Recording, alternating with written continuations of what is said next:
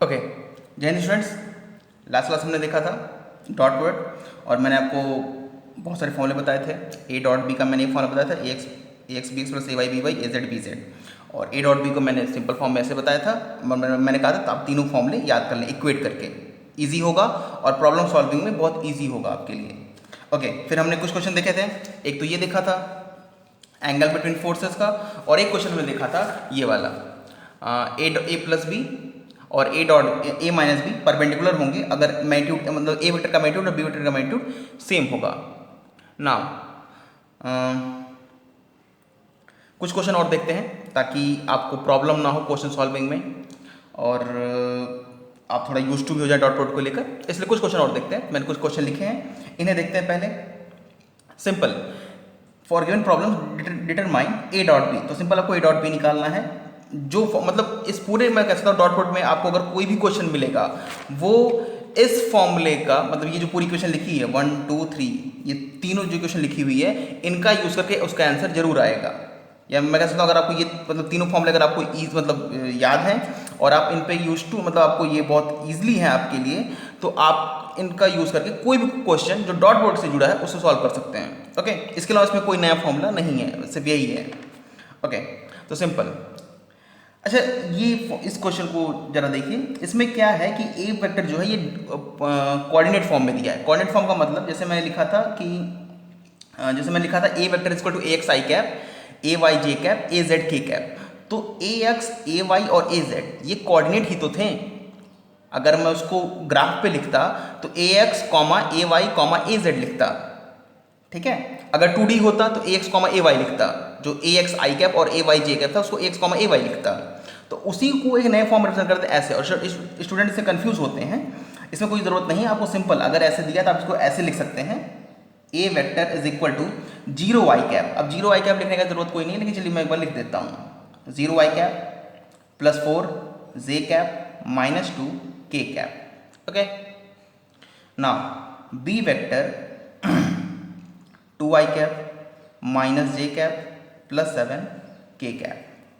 So this is equal to A vector and B vector.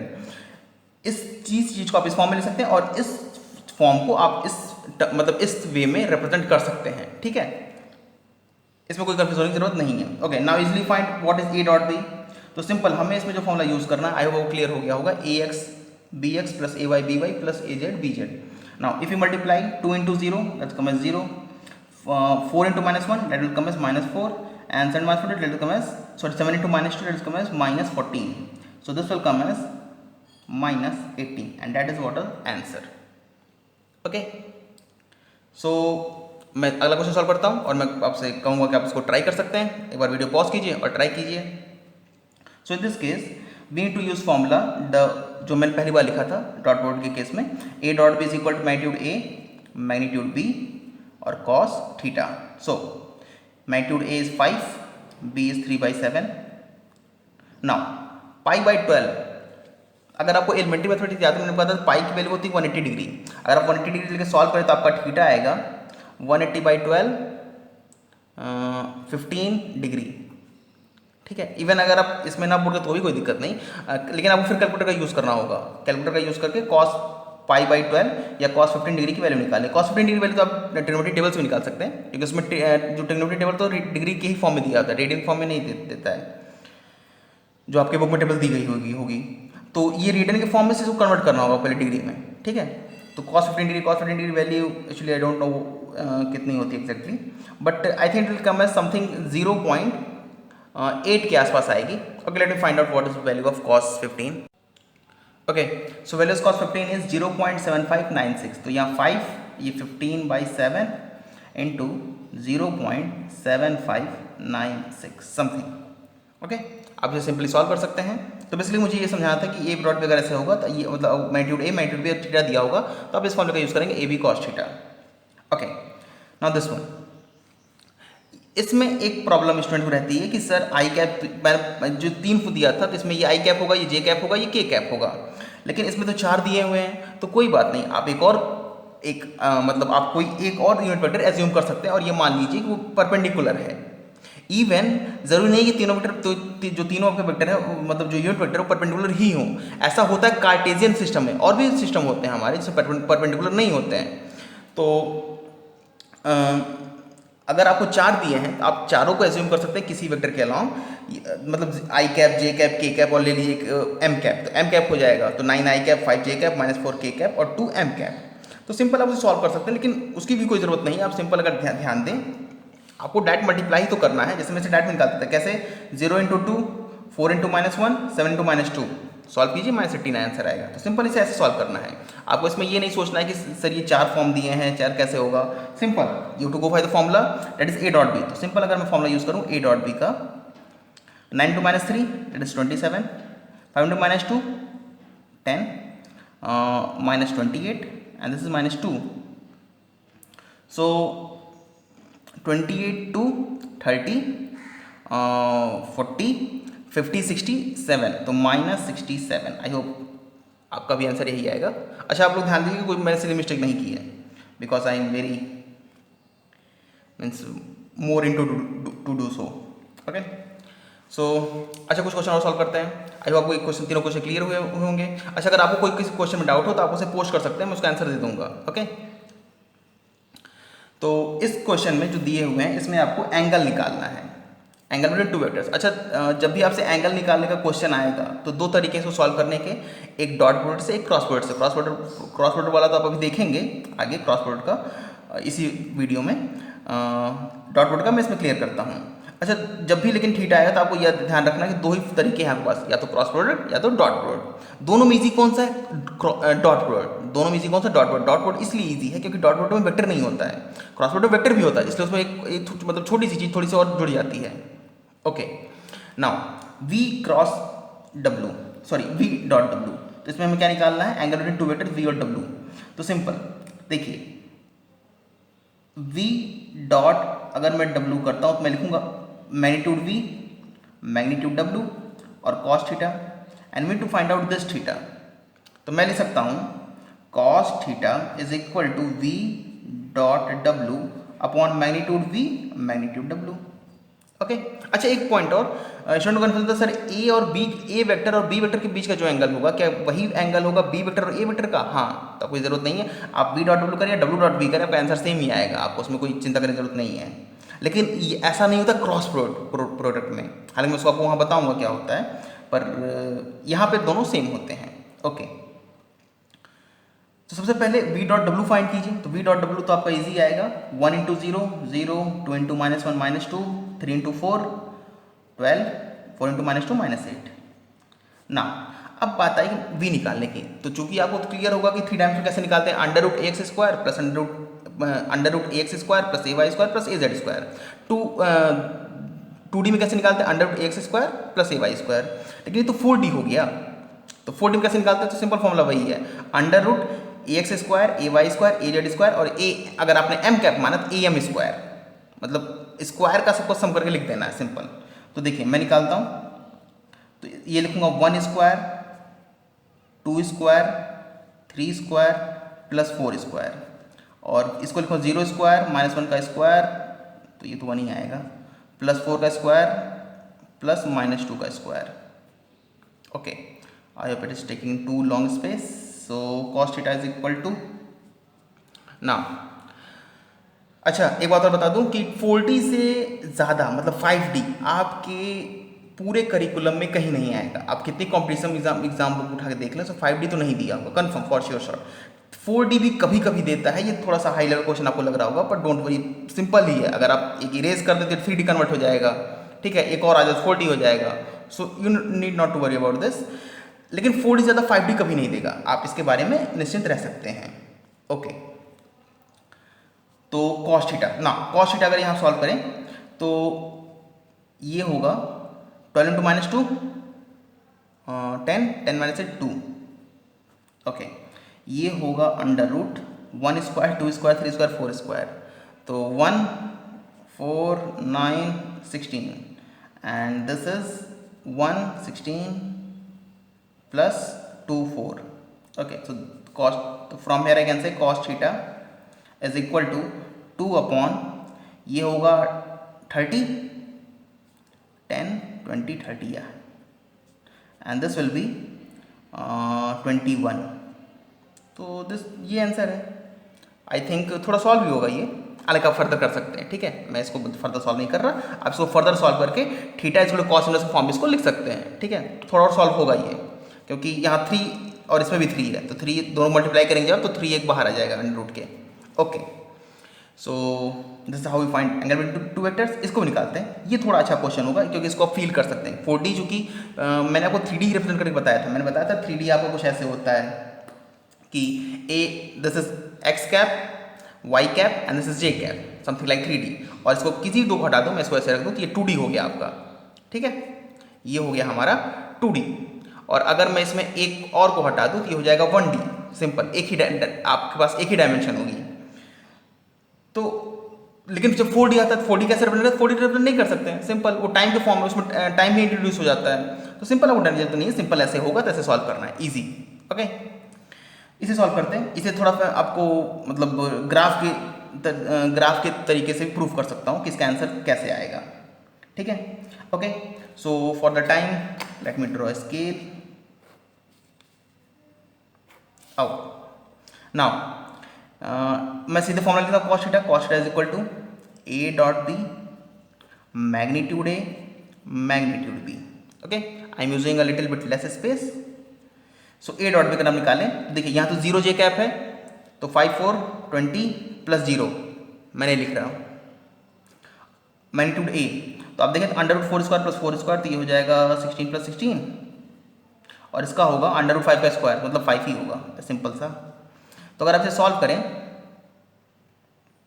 चलिए एक step और लिख लेते हैं। 20 यहाँ से 4 रूट 2 और ये 5, तो ये 20, तो कॉस थीटा आ गया आपका। कॉस थीटा है 1/√2, तो थीटा होगा आई थिंक 45। ओके, तो theta will be equal to 45। अच्छा, अब मैं आपको थोड़ा सा फील देता हूँ कैसे 45 आया। देखिए मैं थोड़ा सा, late me draw one more line here, इतने हम लोग सॉल्व कर लेंगे इसे। देखिए ये है आपका y एक्सेस और ये है आपका x एक्सेस, ठीक है। 4,4 कुछ यहाँ पर होगा, 4,4 एकदम y स्क्वायर एक्सेस बीचों बीच लाइन पास करेगी, और ये एंगल होगा आपका 45 डिग्री, ठीक है। तो ये हुआ हमारा ए मार्केट, मैं इसे मार्क कर देता हूँ। ये हुआ आपका ए वेक्टर, ठीक है। अच्छा, अब मैं मार्क करता हूँ बी वेक्टर। तो देखिए बी, पहली बात बी 5 आई कैप, तो 5 यहाँ पर होगा, ये है 5,0, ये तो लिखा है 5 आई कैप, 5 आई कैप प्लस 0 जे कैप, तो आपका होगा बी वेक्टर कुछ यहाँ पर, ये होगा आपका बी वेक्टर। ओके, तो अगर आप देखिए दोनों बीच एंगल कितना 45, वही इससे निकाला गया है। तो आप क्रॉस चेक कर सकते हैं, आपका आंसर सही है। हालांकि हर केस में क्रॉस चेक नहीं कर सकते, क्योंकि ये तो 2D था तो आप इजली कर लेते, 3D को बहुत ज़्यादा डिफिकल्ट हो जाएगा। 1D में तो हमेशा ही आपका पूछेगा नहीं क्वेश्चन, क्योंकि अगर 5 आई कैप और 5 जे कैप पूछता है, अच्छा आई कैप और जे कैप पूछता है सिंपल, तो 90 हो जाएगा, आपको इजली क्लियर दिख रहा होगा। 2D में आप सिंपली रिप्रेजेंट कर सकते, निकाल सकते हैं, और 3D में आपके लिए बहुत ज़्यादा टिपिकल हो जाएगा। तो यहाँ पे मैं यही मैं कहना चाह रहा था, यहाँ पे मैं आपको प्रूव कर सकता हूँ कि कैसे 45 आएगा। ओके, तो आई आपको दिख रहा होगा 45 इसका आंसर आएगा, और 45 हमारा क्रॉस प्रोडक्ट से, सॉरी डॉट प्रोडक्ट से आया भी है। Okay, now let's solve last question. इसमें देखिए तो एक ऐसे फॉर्म में दिया, कैसे फॉर्म में दिया था, इसको चाहे लिख सकते हैं। तो इसको मैं लिख देता हूँ, B vector is equal to -9 I cap J cap, I think this is -5, okay, so -5 K cap. Now cos theta is equal to A dot B, तो -9, अच्छा मैं इसमें वो भी फॉर्मूला भी नहीं लिख रहा, ये फॉर्मूला जो लिखा है मैं यहाँ नहीं लिख रहा, ठीक है। तो -9 प्लस 3 प्लस 10, क्योंकि दोनों माइनस में है, अपॉन अंडर रूट 1 स्क्वायर, 3 का स्क्वायर 9, 2 का स्क्वायर 4, 9 का स्क्वायर 81, 1 का स्क्वायर 1, 5 का square 25। Okay, so cos theta. अच्छा 10 - 9 that is 1, 1 + 3 that is come is 4, ये तो आएगा अंडर रूट 14, और ये आएगा अंडर रूट 81 प्लस 25, तो 106 दैट 107। अब देख लीजिएगा मैंने कुछ गलती नहीं कर, 5, 6, 7, 8, 2, 10। ओके, तो आई होप दिस क्लियर। तो सिंपल आप इसे सॉल्व कर सकते हैं फर्दर, या आप इसे ऐसे ही छोड़ सकते हैं। ठीक है, आप सिंपल लिख दिए theta equal to cos inverse whole bracket 4/114 into 107। Okay, so that's how you will solve questions on dot product. Okay, एक टाइप और मैं क्वेश्चन बता देता हूँ, एक टाइप और थोड़ा सा लॉजिकल है, प्रोजेक्शन से जुड़ा हुआ। सिंपल, मैं आपको इसके सिंपल एक फॉर्मूला बताता हूँ, जिसे नोट फॉर्म में आप लिख लीजिए और इससे आपका क्वेश्चन हो जाएगा। Okay, now so notice projection, जब भी प्रोजेक्शन आपका वर्ड आता है तो आप जान लीजिएगा आप किस चीज से डील कर रहे हैं, dot product. Okay, as simple as that, projection of A vector on B vector. अब मैं ए और बी को रिप्रेजेंट नहीं कर रहा, आप जैसे रिप्रेजेंट भी कर सकते हैं। A vector on B vector, ये होगा A vector dot B cap, और फॉर्म में आप शायद मैं लिख सकता हूँ, मैं और क्या लिख सकता हूँ, देखिए बी कैप को मैं लिख सकता हूँ B vector upon B magnitude. तो मैं इसे लिख सकता हूँ A vector dot B vector upon B magnitude. एक चीज़ और लिख सकता हूँ मैं, अगर आप ध्यान दें, रुकिए मैं वो ऐसे समझाता हूँ रफ में, थोड़ा सा पॉइंट जगह लेके देखिए, I hope this will be clear.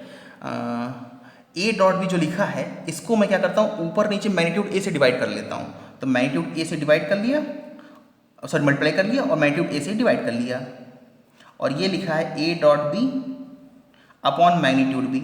I hope आपको विजुअल होगा।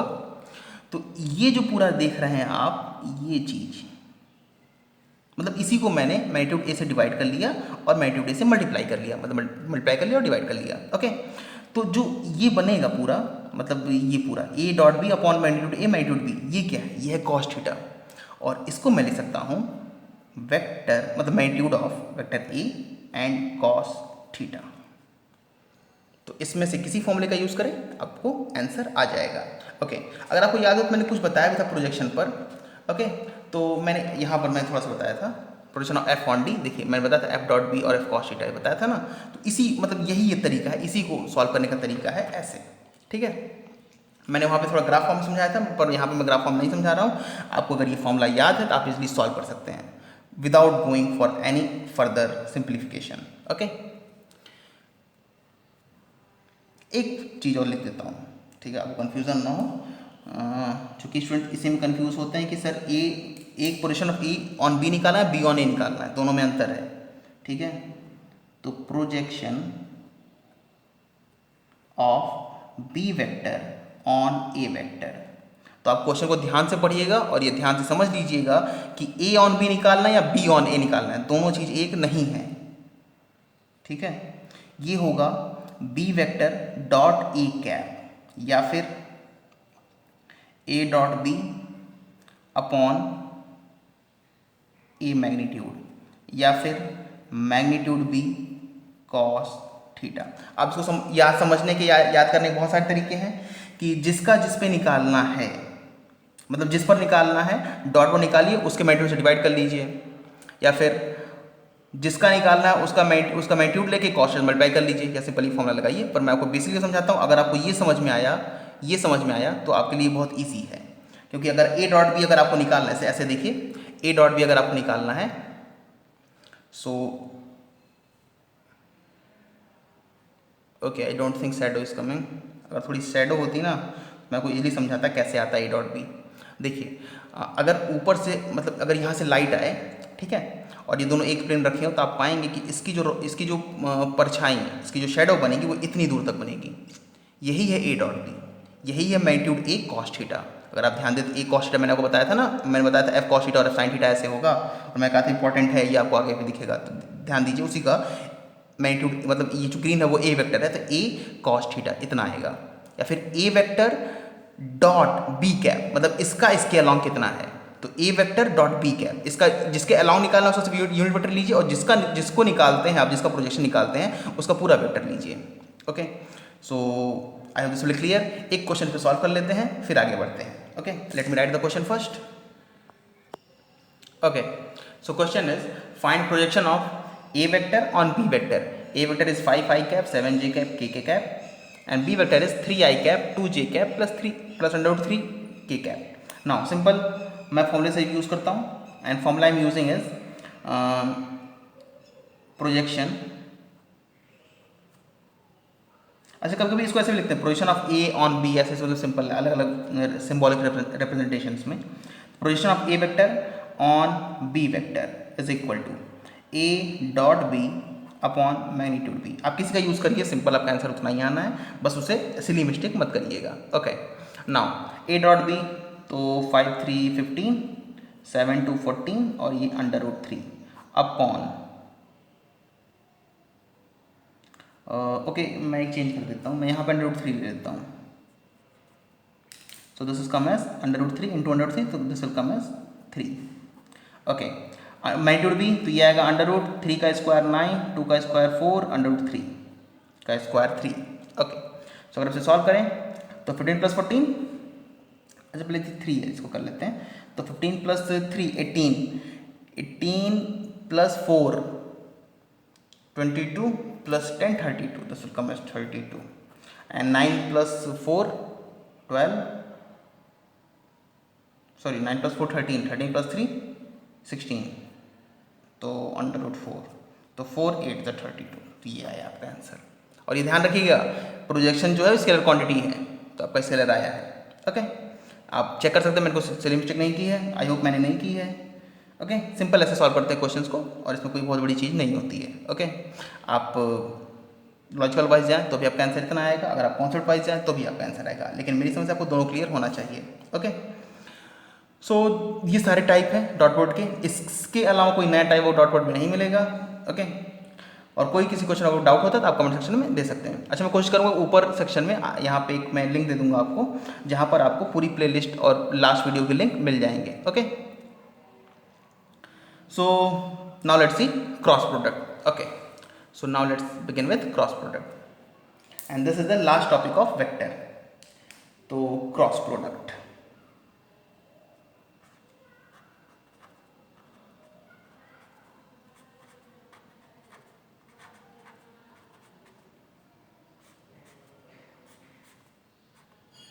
इसे वेक्टर प्रोडक्ट भी कहते हैं. Okay, cross product is also known as vector product. Okay, let me write or vector product. Okay, now मैं वो क्लियर करता हूँ व्हाट इज वेक्टर प्रोडक्ट. देखिए, अगर आपको A क्रॉस B दिया हुआ है, मतलब A वेक्टर दिया हुआ है और B वेक्टर दिया हुआ है, तो A क्रॉस B जो होगा, सिंपल पहले मैं लिखता हूँ A cross B. What is A cross B? A cross will be, okay let me right it. A cross B will be A vector magnitude, B vector magnitude and sine theta. लेकिन ये तो पूरी एक scalar quantity हुई, तो इसमें एक और लिखते हैं n कैप. ये डायरेक्शन है. अब यहाँ पॉइंट है n कैप क्या है. अच्छा, ये लिख देता हूँ, this is cross product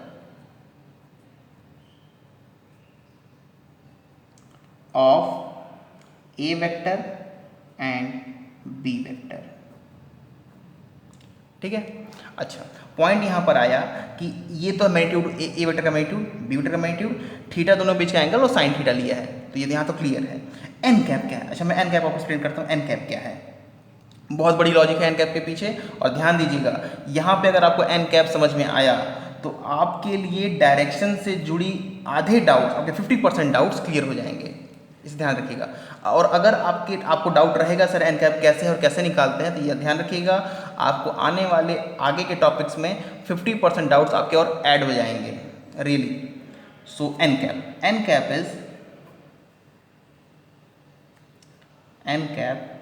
is a unit vector which is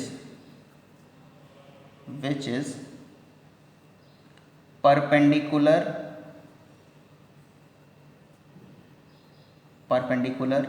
to both vector A and B and plane containing A vector and B vector. हालांकि दोनों स्टूडेंट सेम ही है, अगर दोनों के परपेंडिकुलर है तो उस प्लेन के ऑटोमेटिकली परपेंडिकुलर होगा जो कि ए और बी में है, या फिर आप ऐसे सिंपल कह सकते हैं कि A vector unit vector which is perpendicular to both vector A and B.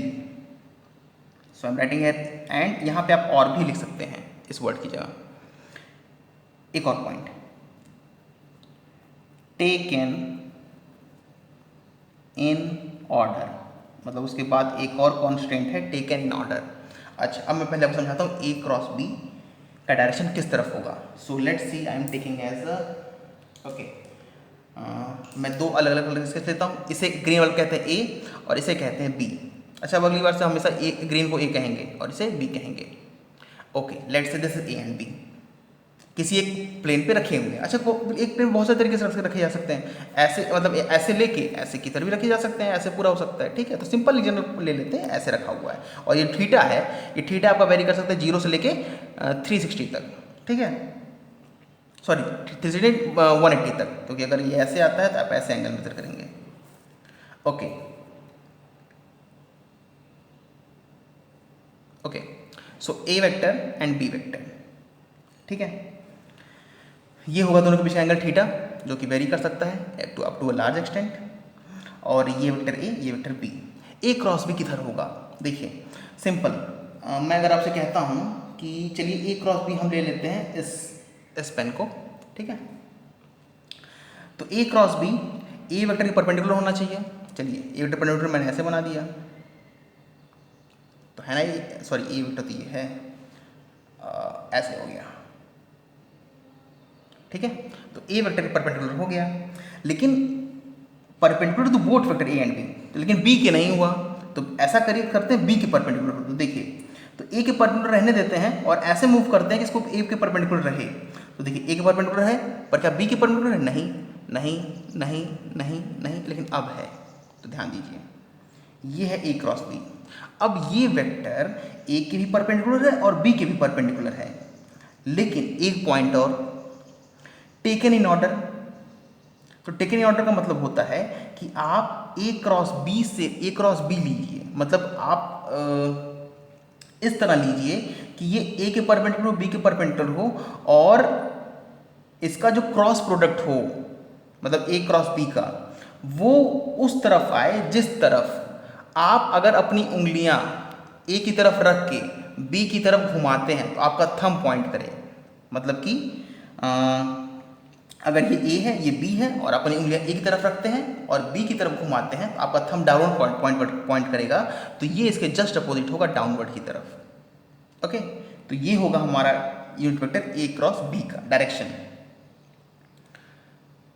ठीक है, और अगर आप देखें तो इस पोजीशन में ये ए और बी का जो प्लेन है, ये प्लेन है ना, ये जो पूरा मतलब पेज आपको दिख रहा है, यही प्लेन है, इसी प्लेन पर रखा हुआ ए और बी, उसके भी परपेंडिकुलर है।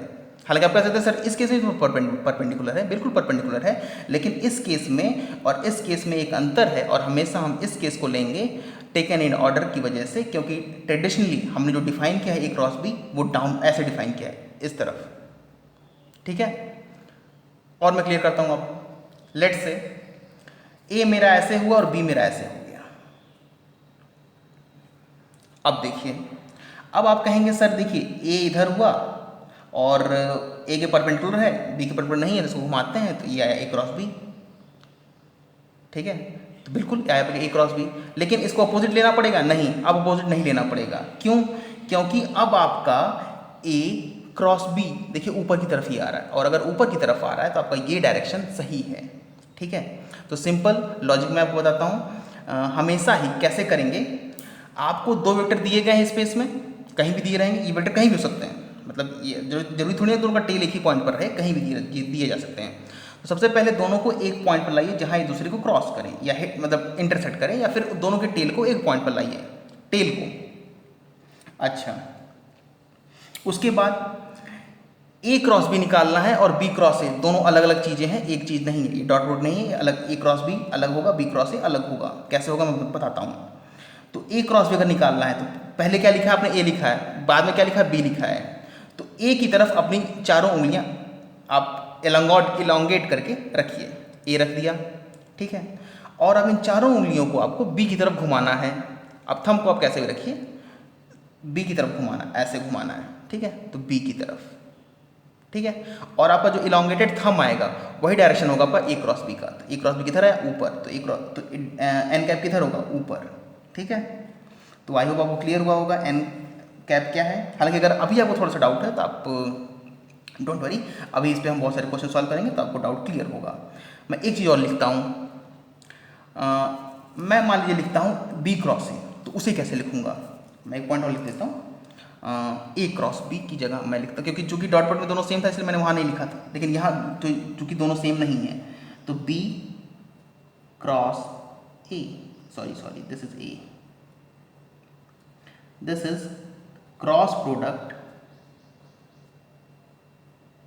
और you can say vector product, cross product of B and ए।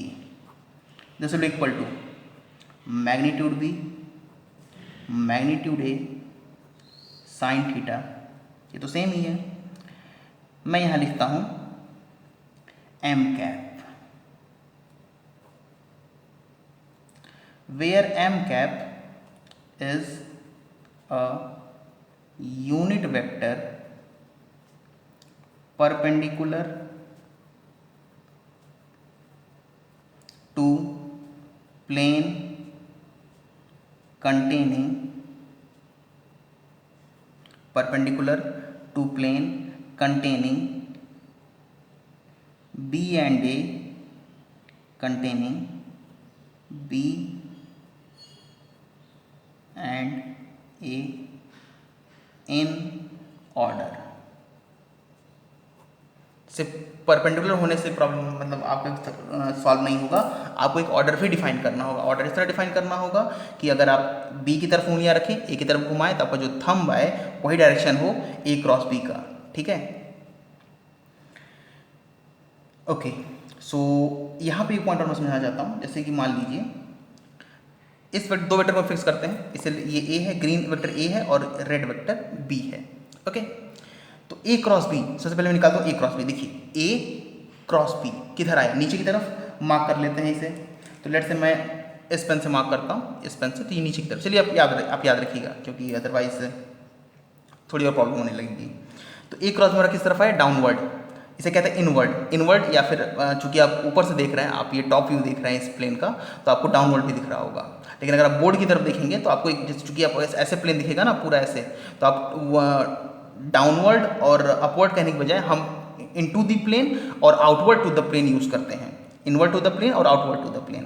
तो यहाँ पे क्या आया है, ए क्रॉस बी डायरेक्शन आया है इनवर्ड टू द प्लेन। अब निकालते हैं बी क्रॉस ए, तो देखिए बी इधर है, ए इधर है, ये ऊपर आया, तो मतलब कि ए क्रॉस बी किधर आया, नीचे, और बी क्रॉस बी किधर है, ऊपर। इसका मतलब ए क्रॉस बी और बी क्रॉस बी दोनों का मैग्नीट्यूड तो सेम होगा, A B sine theta, B A sine theta, magnitude तो सेम है। डायरेक्शन जो है एम कैप और एन कैप दोनों जस्ट रिवर्स्ड हैं।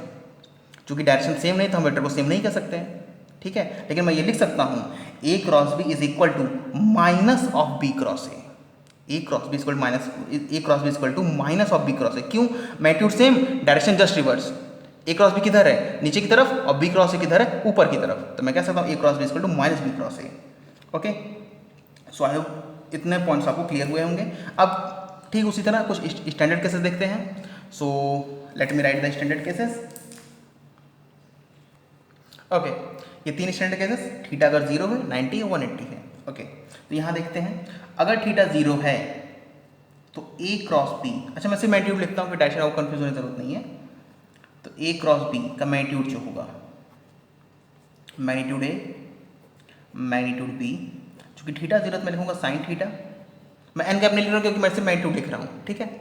तो यहाँ मैं लिखूंगा this is will equal to magnitude A magnitude B sine 0, और साइन 0 कितना होता है, 0। तो मैं यहाँ कहूँगा ए क्रॉस बी का मैग्नीट्यूड कितना आएगा 0। ओके, मतलब कि अगर आपका दोनों वेक्टर, let's say this is A vector and this is B vector, A vector and B vector, अगर दोनों आपके पैरेलल हैं तो आप कह सकते हैं ए क्रॉस बी कितना होगा 0। ये मैंने क्रॉस वेक्टर फॉर्म में लिखा है और यहाँ मैंने मैग्नीट्यूड लिखा है, क्योंकि मैग्नीट्यूड 0 है तो मैग्नीट्यूड अगर 0 है तो वेक्टर भी आपका 0 होगा, इसे 0 वेक्टर के नाम से डिनोट करते हैं। ओके, नाउ अगर 90 है तो ए क्रॉस बी का मैग्नीट्यूड, जैसे look at magnitude A, magnitude B and sine 90, sine 90 is equal to 1, तो this is equal to A cross B होगा हमारा magnitude A, magnitude B and sine 90 is 1, तो ये इतना आएगा। ठीक है,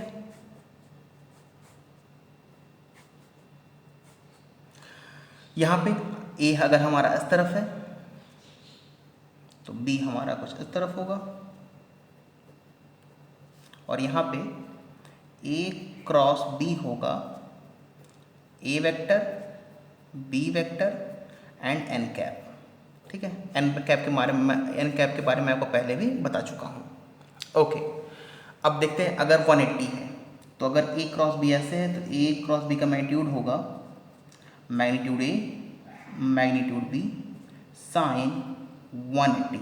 आप इसका आंसर बता सकते हैं, क्योंकि अब क्लास में तो आपका आंसर आ गया होता, बहुत सारे स्टूडेंट आंसर आ गया होता, आई आपका आंसर सही आया होगा। तो ये होगा, चूँकि 180 भी साइन 180 भी 0 होता है तो ये होगा 0, तो ए क्रॉस बी हमारा कितना होगा 0। मतलब कि अगर ए इधर है और बी आपका एंटी पैरेलल है, इसे कहते हैं anti parallel, this is parallel, this is anti parallel, A vector और बी वेक्टर, उल्टा भी हो सकता है, ये भी ए वेक्टर तो ये भी बी वेक्टर हो सकता है। तो इस केस में ए क्रॉस बी कितना होगा 0। ठीक है, तो ध्यान दीजिए, अगर दो वेक्टर पैरेलल है या एंटी पैरेलल है तो उनका क्रॉस प्रोडक्ट कितना आएगा 0, और अगर दो वेक्टर परपेंडिकुलर है तो उनका डॉट प्रोडक्ट कितना आएगा 0।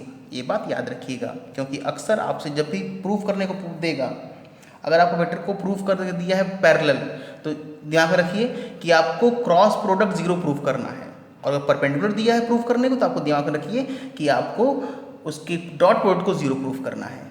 सिंपल। ओके ओके, अब क्या करते हैं, अब इसी में उन 3 वेक्टर्स, जो 3 हमारे 3D वेक्टर आपने पढ़े थे, आई कैप, जे कैप और के कैप, उनको इन्वॉल्व करते हैं। So let's I am drawing I cap, this is X axis और I can say I cap. Okay, इसमें ड्रॉ करते हैं Y cap, this is Y axis और you can say J cap. ठीक है, अब ड्रॉ करते हैं इसमें Z axis, this is Z axis और यू कैन से के कैप। नाउ तो आई अगर मैं आपको रिप्रेजेंट करूं तो देखिए, this is brown, green and blue, तो this is X axis, this is Y axis and this is Z axis. ठीक है, है वो क्लियर हो रहा होगा। ये अगर आप इसको ऐसे ध्यान दें तो ऐसे बनाया गया है, इस तरह। ठीक है, कुछ इस तरह। आई don't no this will be stable और नॉट।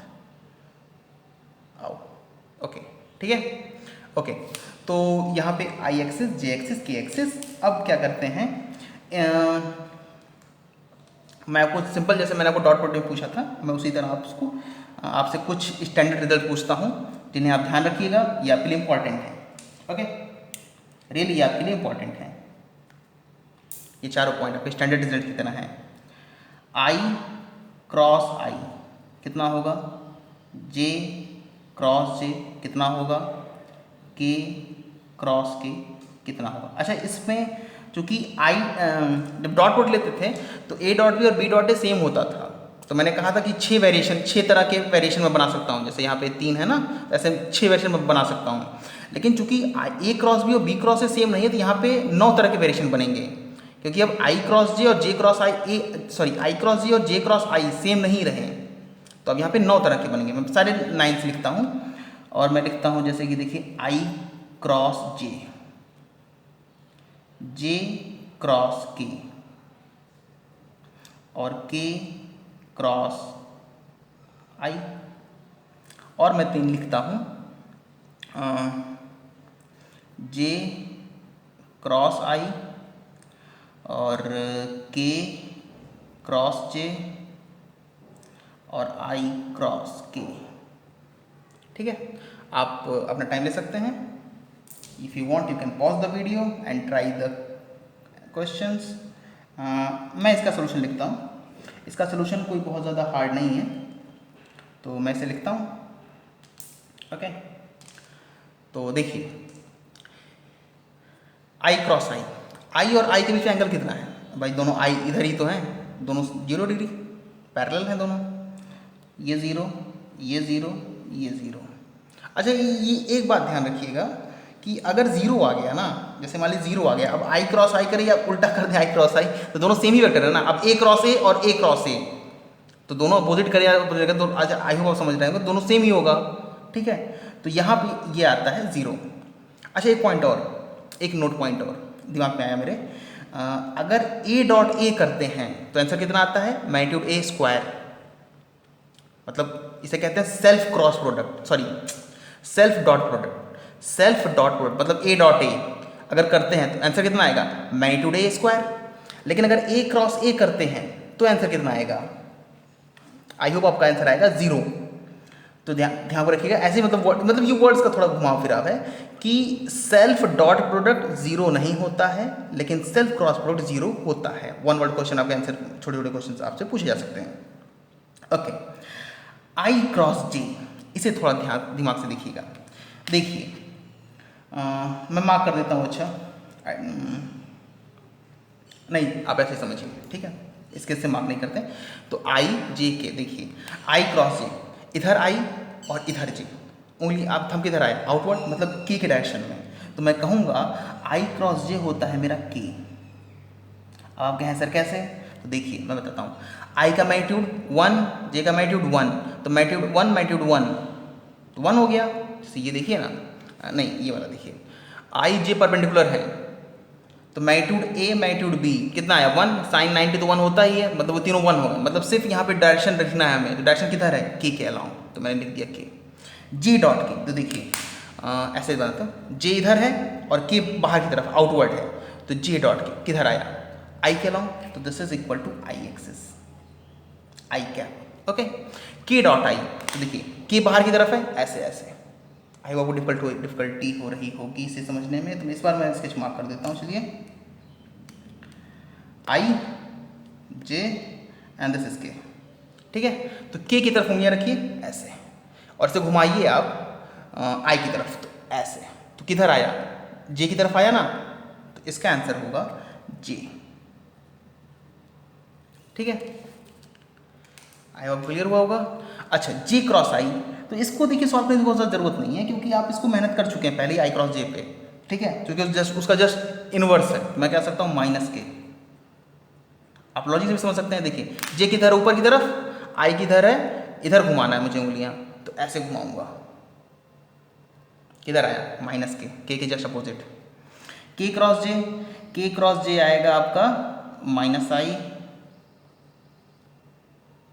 ऐसे देख लीजिए, ये ऊपर की तरफ है और ये इधर। ठीक है, आप अपनी उंगलियां मोड़ के ऐसे भी ले जा सकते हैं, तो इधर। ठीक है, आप जैसे भी करें। शुरुआत में स्टूडेंट को बहुत डाउट होता है, हालांकि आपको डाउट थोड़ा बहुत हो ही रहा होगा, मुझे इतना तो पता है, बिकॉज थोड़ा बहुत डाउट होता है। स्टूडेंट पहले सोचते हैं कि आई क्रॉस जे करना है तो आई इधर रखें, अब घुमाएं कैसे, ऐसे कैसे घुमाएं, तो ऐसे रखिए, ऐसे घूमेगा। ओके, ठीक है, वो थोड़ा डाउट होता है, पर आप प्रैक्टिस कीजिए, you will get use to it. Okay, I cross K, तो ये होगा माइनस जे। सो आप ये देख सकते हैं, इसमें 9 वेरिएशन बने, 9 अलग अलग आंसर हैं। एक पॉइंट और लिख देता हूँ। अच्छा, वो डॉट सेल्फ प्रोडक्ट वाला पॉइंट लिख देता हूँ मैं। ओके, और फिर इस सेशन को एंड करते हैं। Okay, so note point, first point,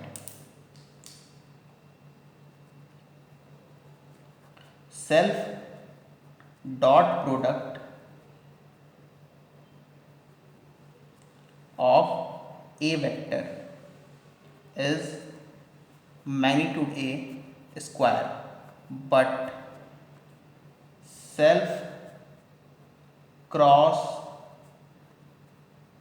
product of a vector और जैसे any vector, okay, of any vector मैं लिखता हूँ, ठीक है जी। मैं any ऊपर लिखता तो वहाँ स्क्वायर कैसे करता, any vector is 0, इसे दिमाग में रखिएगा। ओके, सो नेक्स्ट पॉइंट है, एक पॉइंट और समझ लीजिए, फिर भी सेशन को एंड कर देते हैं। बाकी क्वेश्चन अगली क्लास सॉल्व करेंगे। नेक्स्ट पॉइंट है, अगर मैं आपको ये जो 9 वेरिएशन मैंने लिखे हैं आपके लिए, ये जो मैंने आपको 9 लिखे हैं, इसको मैं एक पॉइंट में, एक जनरल मतलब एक स्टैंडर्ड वे में आपको समझाता हूँ। ऐसे देखिए समझाया जाता है, ये है आई, ये है जे, और ये है के, और ये फिर ऐसे। ये किस डायरेक्शन में, एंटी क्लॉकवाइज, ठीक है। एंटी क्लॉकवाइज अगर आप चलेंगे तो आपका आंसर क्या आएगा, पॉजिटिव। आई क्रॉस जे के, जे क्रॉस के आई, के क्रॉस आई जे। लेकिन अगर आप इसके जस्ट अपोजिट चलने लगे, आई क्रॉस के माइनस जे, क्योंकि आप अपोजिट चल रहे हैं इस एरो के, ठीक है।